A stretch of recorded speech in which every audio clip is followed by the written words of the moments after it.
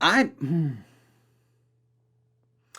I need to figure a way to talk about this, despite the fact that I haven't fully unpacked my feelings about it.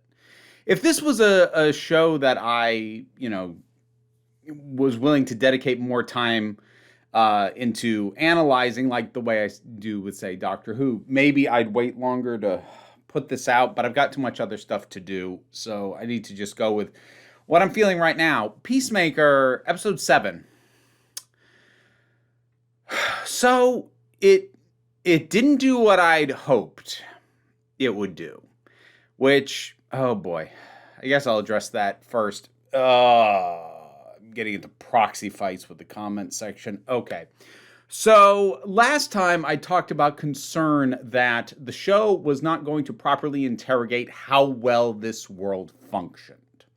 And my concern with that is that, intended or not, it does kind of send an implicit message that fascism, for all the harm that it does, that those who are allowed to exist within it, it works because the world is clean and appears to be largely safe or whatever. And what I wanted and hoped the show would do is dispel that, because fascism is by its nature self-destructive. It cannot sustain itself because it always requires an enemy, either from without, from within, or both. And if it doesn't have one, it'll invent one. That is how it functions as a system. And by its nature, it is self-cannibalizing and self-destructive. And I was hoping that the show was going to interrogate, basically dispel the whole, well, at least the trains ran on time myth, because no, they didn't. And it doesn't really. At the same time, like, it is interrogating a few things. Although, to circle back on one other thing, more than a few people push back on me, like, what do you mean this world works? Obviously, there's people resisting and there's Sons of Liberty. I didn't say there was no resistance. What I said was, on its face, in the previous episode, and actually episodes plural, we were presented with a world that, if you were okay with the atrocities that were committed, then the world is functional and even appealing. Now, ideally, you should not be okay with those things. But my concern was that it, in an indirect and unintentional way, validated the positions of fascists, which is, sure, we want to oppress and take out a whole bunch of people, but those of you who aren't those people, it's going to be real good. No, it wouldn't be. So that was my concern. And the fact that a resistance force exists does not negate what I was seeing or what I was saying. You were making a completely different point, trying to argue against mine. And we were talking past each other, and you can tell it kind of annoyed me how often that came up in the comments. So moving on. This isn't a matter of it does nothing. It does not very deeply, unfortunately. It does interrogate a few things. It does incredibly lightly challenge the notion that this is a world that functions better than ours. And when I say functions, I mean on a strictly systemic level. Like, the system is solid and grounded and is supporting the people that it claims to be supporting. There are small moments that dispute that, like with, what's his name? Auggie, Chris's dad, with him pointing out, like, oh, no, you can't trust the cops. And then he points out, like, he takes down murderers and these. So, like, obviously the law and order is not as total as the vision we'd been given of this world up to now. So there are small moments like that, but they are kind of that. They're kind of these small sidebars that it just I would have liked to have taken the time to dive more into the idea that this world is garbage, and not just for moral reasons. Like, obviously it is morally abhorrent, clearly.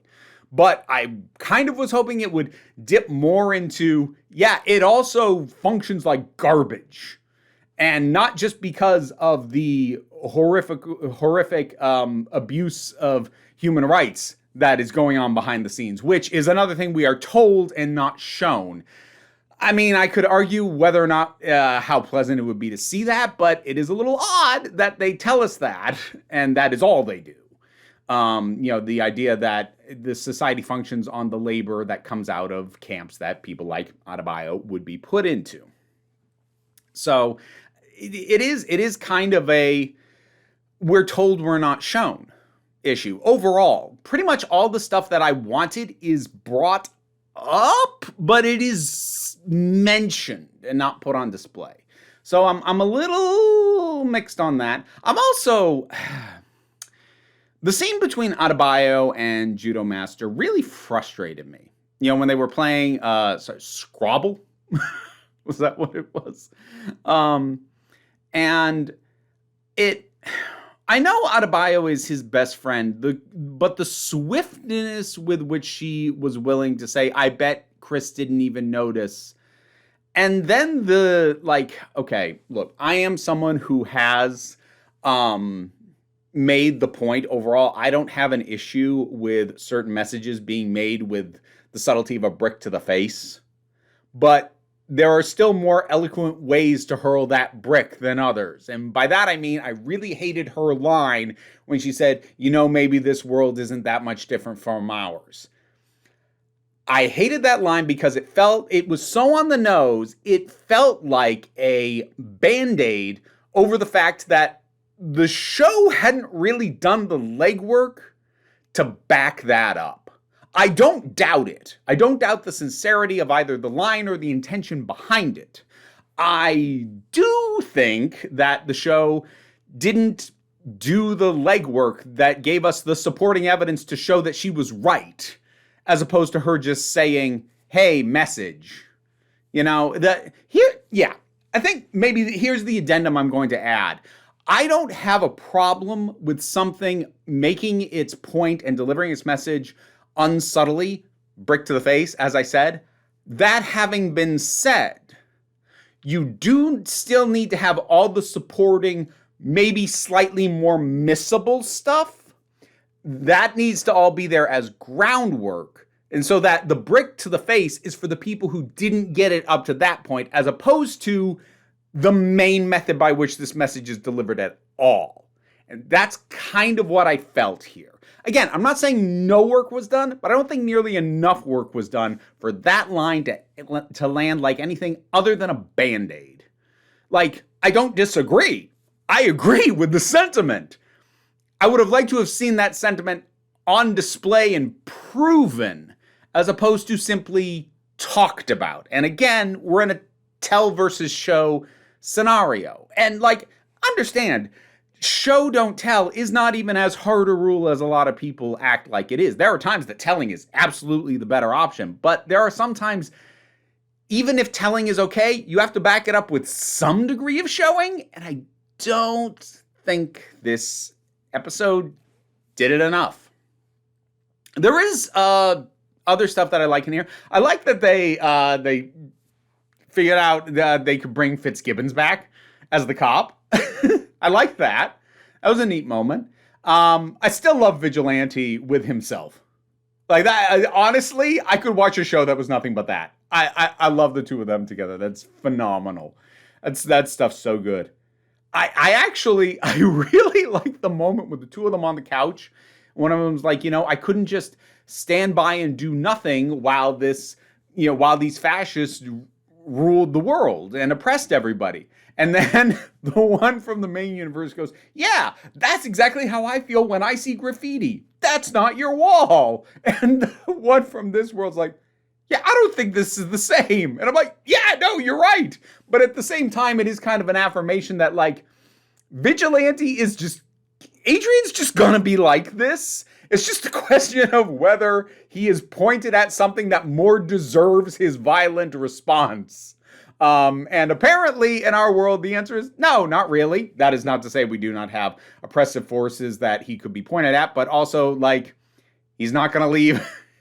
He's not going to leave probably a 2-town radius from where he is. So his options are limited and he's going for graffiti, evidently. So, but I like the two of them together. I like that a lot. Oh, I liked that we had the guy, one of the guys from Superman, one of the guys who helped Luthor. I think he was the one, guy with the mustache. He was the one in the movie who kept insisting, like, we need to shut it down. And Lex kept telling him, no, we're not going to do that. I think that was him. A lot of emphasis was put on his name, which was odd. And I actually double checked just in case, like, is he supposed to be somebody like from the comics? I don't think he is. I think he was invented for the movie. So it's weird that like first and last name got so much emphasis. But whatever, bringing him in, that was fun. Fun connection. And that worked. I kind of like how incredibly quick he was with that. And also like the little hint at how scary Lex is. Because he's trying to get leverage. Like, why should I help you? What are you going to offer me? Well, Luthor said, if we told you to do it, you do it. You want me to go back and tell him his boy let him down? And then he's just like, no. I'm like, ooh. See, that is simultaneously showing and telling. It's showing the fear while telling us that he will do what he's told when it's coming from Lex. Like that's both in one. Like that's good. I think the thing that I'm the most uncertain how I feel about is trying to wrap my head around what I think of the direction they took Auggie, Chris's dad, in this alternate universe.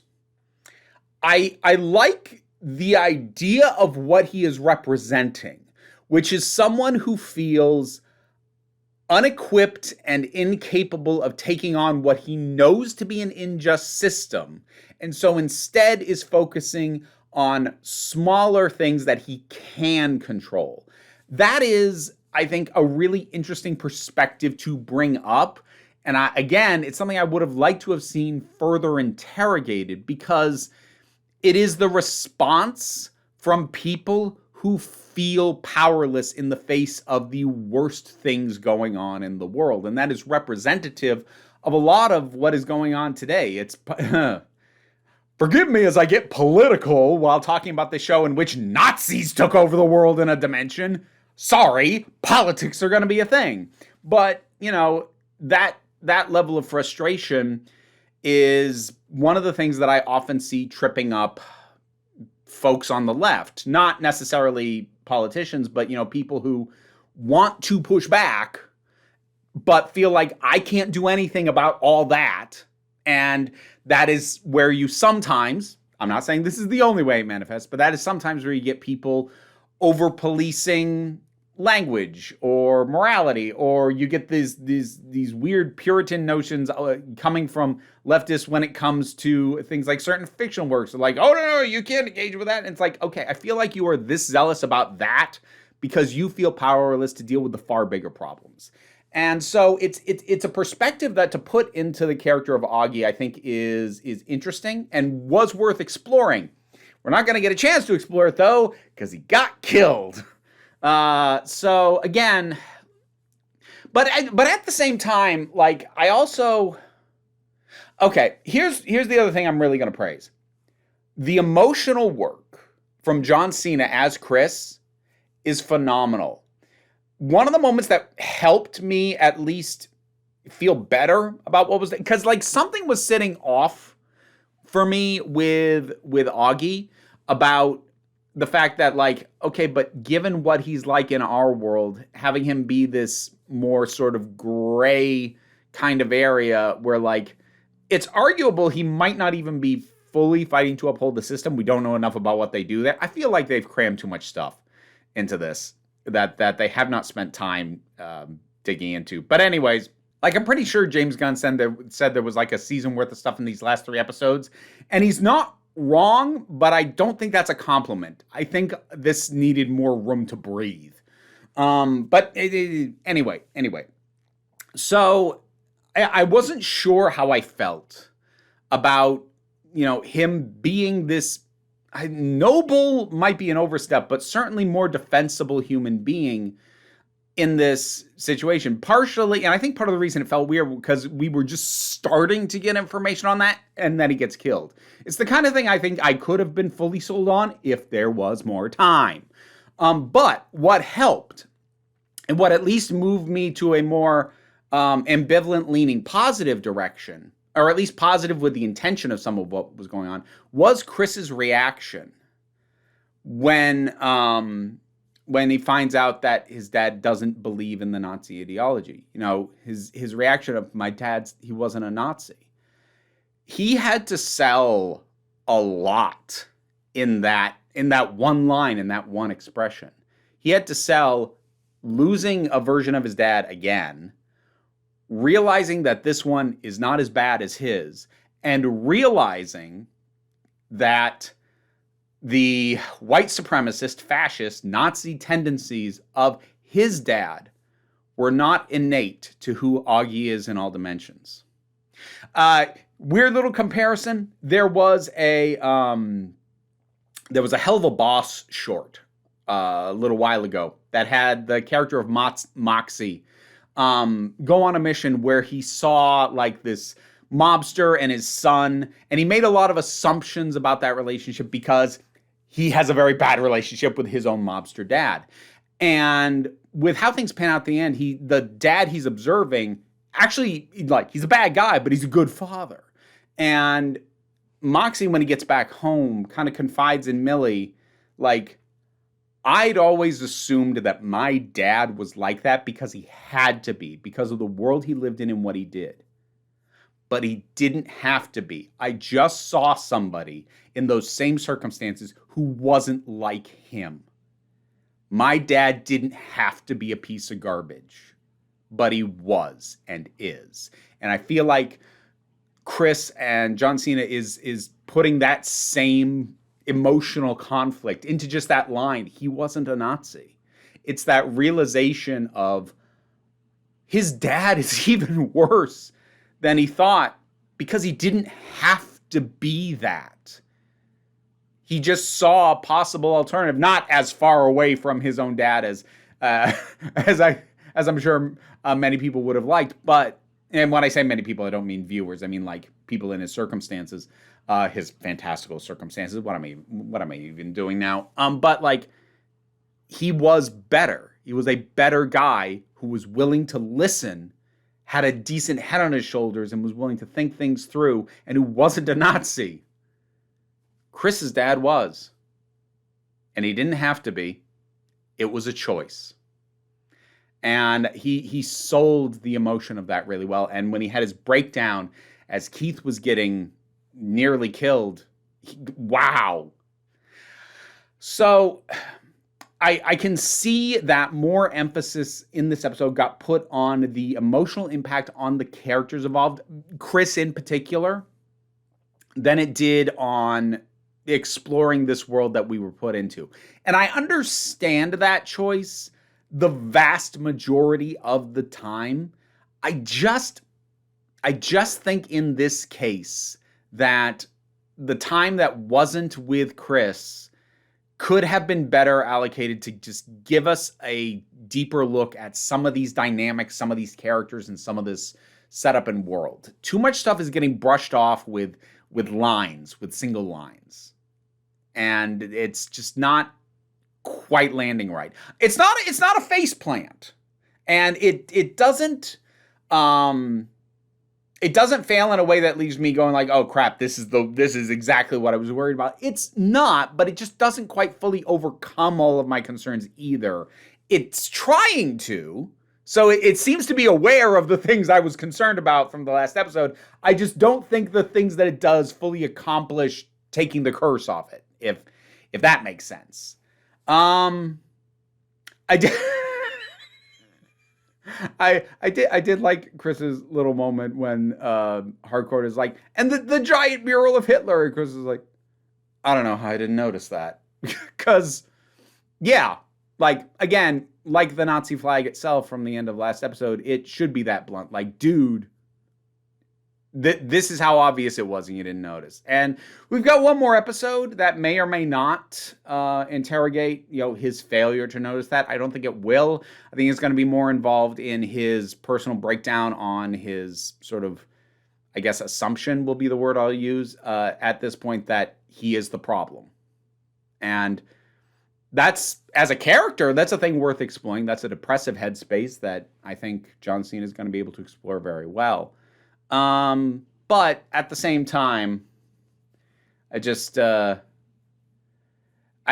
feel like this season needed 2 more episodes. It's an 8-episode season. It should have been a 10. I think 2 more episodes could have had the time to explore the people and world dynamics that I think would have fully sold me on this.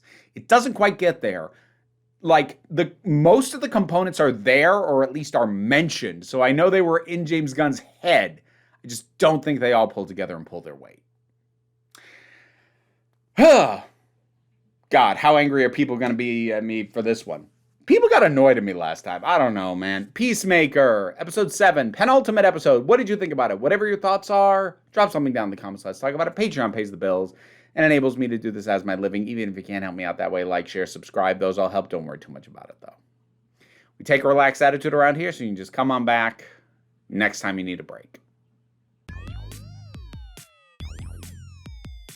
And now to thank my highest supporting patrons: Robin Moore, Jared Boyce, Zubin Lafula, Monty Kate 808, Mira G, Angry Casperl, Dave Hall, Movie Turtle, Oliver B, Sean Miller, Welsh Wrestling Geeks, Alyssa Pedersen, Mary Mello, Becky Sparks, Loki Eris, Tracy Scrabbit, Pau Barabajoggle, and Sir Didymus is my favorite, as well as Welsh Wrestling Geeks.